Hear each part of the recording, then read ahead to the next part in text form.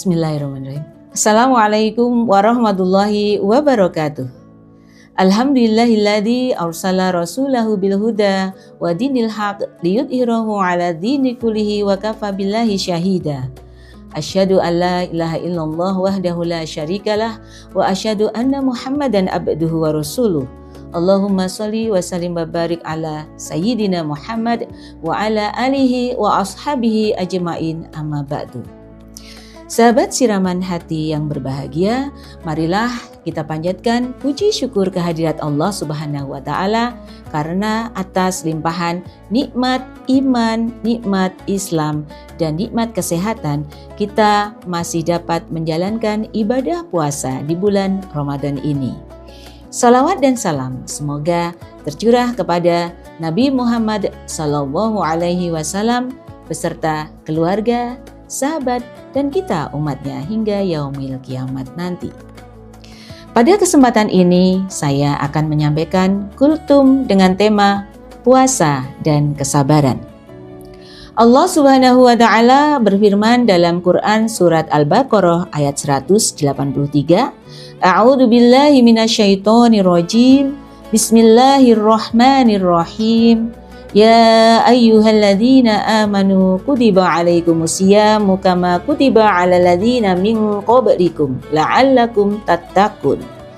Artinya, wahai orang-orang yang beriman, diwajibkan atas kamu berpuasa sebagaimana diwajibkan atas orang-orang sebelum kamu supaya kamu bertakwa.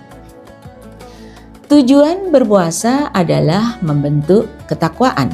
Dan salah satu cara menuju ketakwaan adalah dengan sabar.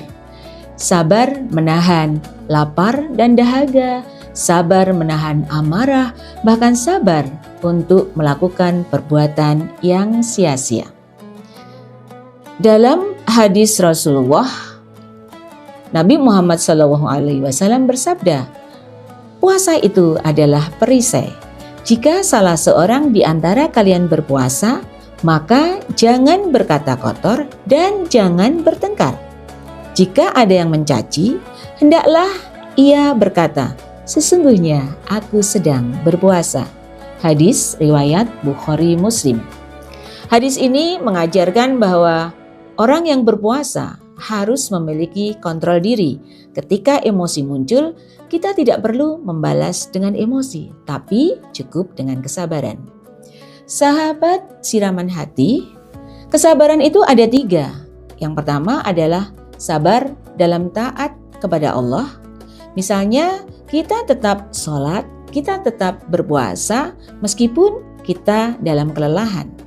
Yang kedua, sabar menjauhi perbuatan maksiat seperti menahan diri dari amarah, mengejek, atau menyakiti orang lain.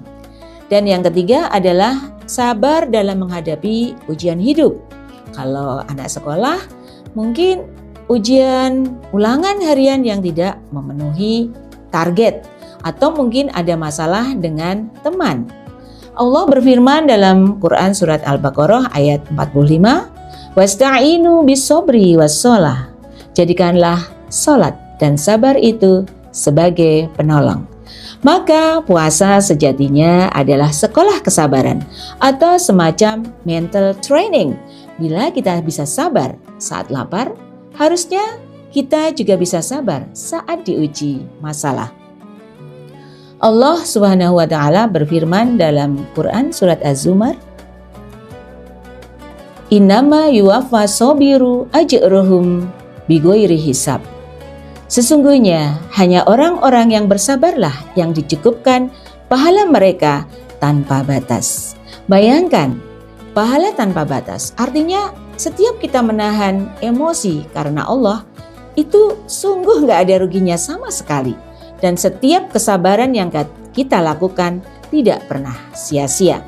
Mari kita jadikan Ramadan ini sebagai momentum untuk memperbaiki diri. Lebih sabar dalam berbicara, bersikap baik kepada teman, guru, maupun orang tua. Sebagai penutup, marilah kita berdoa, semoga Allah memasukkan kita ke dalam golongan hamba-hamba yang bertakwa, yang mampu menjalankan puasa dengan penuh kesabaran. Amin ya robbal alamin.